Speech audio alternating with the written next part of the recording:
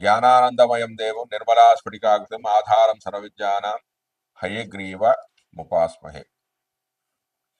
బుద్ధిర్బలం యశోధైర్యం నిర్భయత్వామురోగత అజాఢ్యం వాక్పటుత్వం చ అనుమతి స్మరణాత్ భవేత్. చక్షుషే జగతాం కర్మ సాక్షిని తేజసాం నిదే మూర్తిత్రయ స్వరూపాయ మార్తండాయ నమో నమః.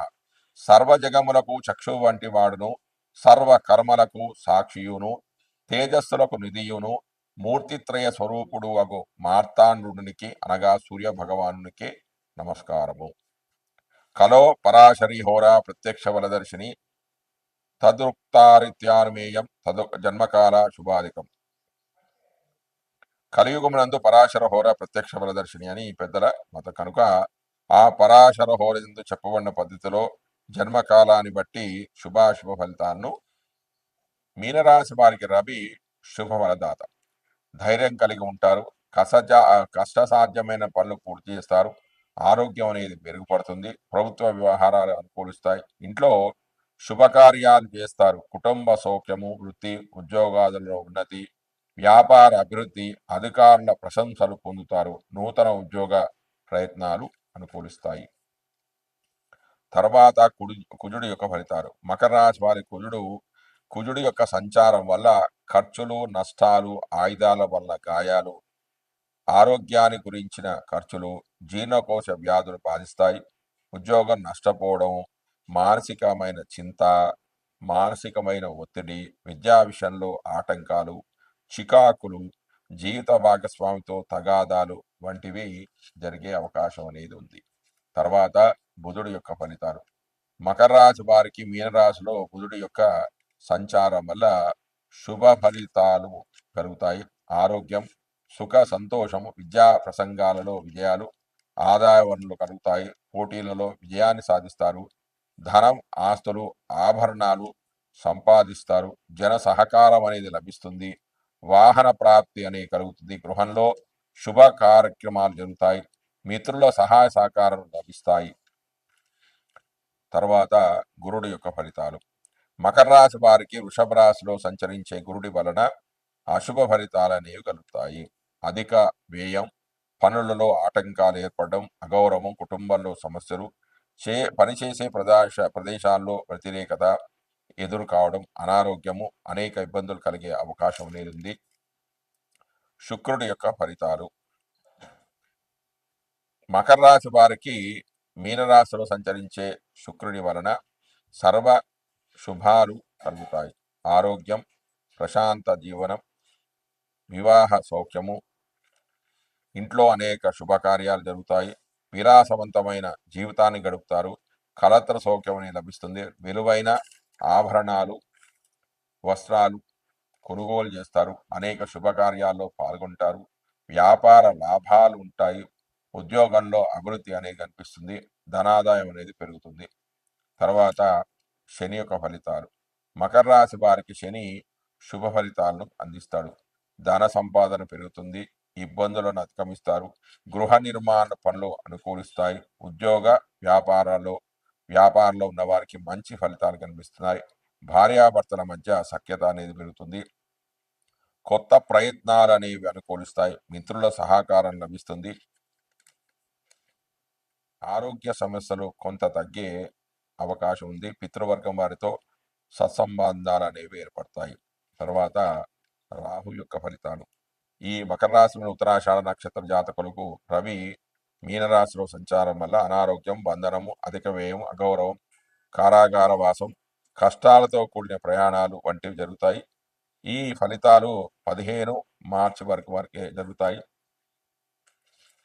మకర రాశిలోని శ్రవణం, ధనిష్ట నక్షత్ర జాతకులకు రాహు మీనరాశిలో సంచారం వల్ల శ్రమతో కొన్ని పనులు పూర్తి చేస్తారు. చింతల నుంచి విముక్తి అనేది లభిస్తుంది. సోదర సౌఖ్యము, ఇతరుల సహాయ సహకారం లభిస్తాయి. వృత్తి ఉద్యోగాల్లో అభివృద్ధి కనిపిస్తుంది. వ్యాపారంలో లాభాలు గడిస్తారు. తర్వాత 16 మార్చి నుంచి 31 మార్చి వరకు రాహు మీనంలో సంచారం వల్ల అనేక బాధల నుంచి విముక్తి కలుగుతుంది. సుఖ సంతోషాలు పెరగడం, అన్ని కార్యాల్లో జయం అనేది కలగడం, అన్ని కార్యాల్లో విజయాన్ని సాధిస్తారు. అంటే ఇందులో మకర రాశిలో ఉన్న అన్ని నక్షత్రాల వారికి కూడా ఆ, శుభ ఫలితాలు అనేవి కలుగుతాయి. తర్వాత కేతు యొక్క ఫలితాలు.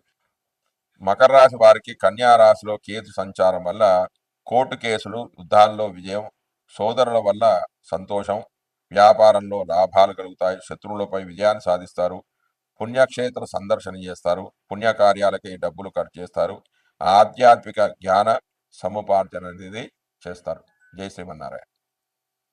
ఆదాయం తక్కువగా ఉండడం వల్ల అప్పులు చేయాల్సిన పరిస్థితి ఉంటుంది. అధిక వ్యయం, రోగము, భార్యతో తగాదాలు ఏర్పడతాయి, బదిలీలు అంటే ట్రాన్స్ఫర్లు, అనారోగ్య సమస్యలు అనేవి వీరికి బాధించే అవకాశం అనేది ఉంది.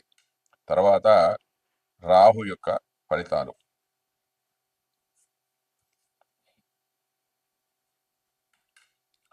మీనరాశిలోని పూర్వభాద్ర నక్షత్రం వారికి రాహు యొక్క సంచారం వల్ల వాళ్ళు పట్టుదలతో, అతి శ్రమతో అనుకున్న పనులన్నీ కూడా సాధిస్తారు. ఉద్యోగ స్థలంలో పై అధికార యొక్క మన్ననలను పొందుతారు. వ్యాపారం చేసేవాడికి కూడా మంచి లాభాలు కలుగుతాయి. అన్ని రకాల కార్యక్రమాల్లో విజయాన్ని సాధిస్తారు. దాని తర్వాత ఉత్తరాభాద్ర నక్షత్రకులకు మాత్రం చేసే పనులలో ఒత్తిడి అనేక ఉంటుంది. మానసిక చింతనలు ఎక్కువగా ఉంటాయి, ఖర్చులు అనేవి ఎక్కువగా ఉంటాయి, బాధలు, దుఃఖాలు, శత్రు విచారం ఎక్కువగా ఉంటుంది, శత్రువుల వల్ల బాధలు ఎక్కువ ఉంటాయి, ఖర్చులు ఎక్కువగా ఉంటాయి, రోగాలు ఉంటాయి, రోగాల బాధపడుతూ ఉంటారు. ఉద్యోగ పతనం అనేది కూడా ఏర్పడే అవకాశం ఉంది కాబట్టి మీరు కొంచెం జాగ్రత్తగా ఉండాలి. కోర్టు కేసులలోనూ ఇంకా ఏదన్నా తగాదాల్లో ఓటమి అనేది చవి చూసే అవకాశాలు అనేవి ఎక్కువగా ఉంటాయి. అయితే వీరికి అంటే ఇందులో ఉన్న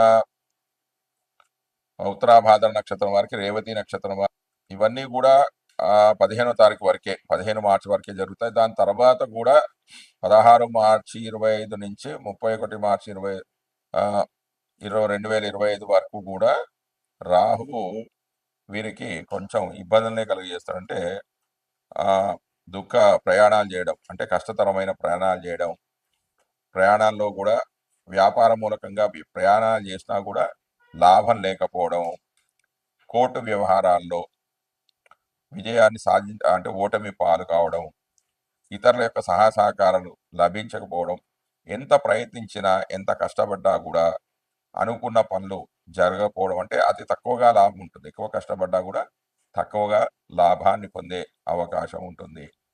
ఇంటా బయట కూడా గొడవలు జరగడం లాంటివి జరిగే అవకాశం అనేది ఉంది. తర్వాత కేతు యొక్క ఫలితాలు. కేతు మీనరాశి వారికి అదే కన్యా రాశిలో ఉత్తర నక్షత్రంలో కేతు యొక్క సంచారం అనేది జరుగుతుంది.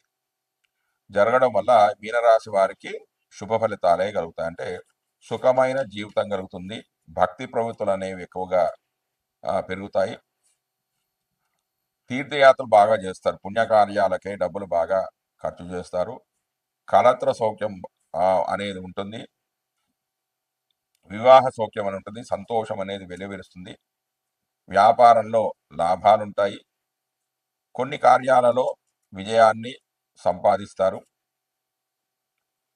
ఉద్యోగ స్థానంలో కొంచెం శ్రద్ధ అనేది కొంచెం వహించాలి, కొంచెం అధికారులతో కొంచెం గొడవలు కూడా జరిగే అవకాశం అనేది ఉంది. కేతు యొక్క అనుగ్రహానికై ప్రతి బుధవారం కూడా గణపతికి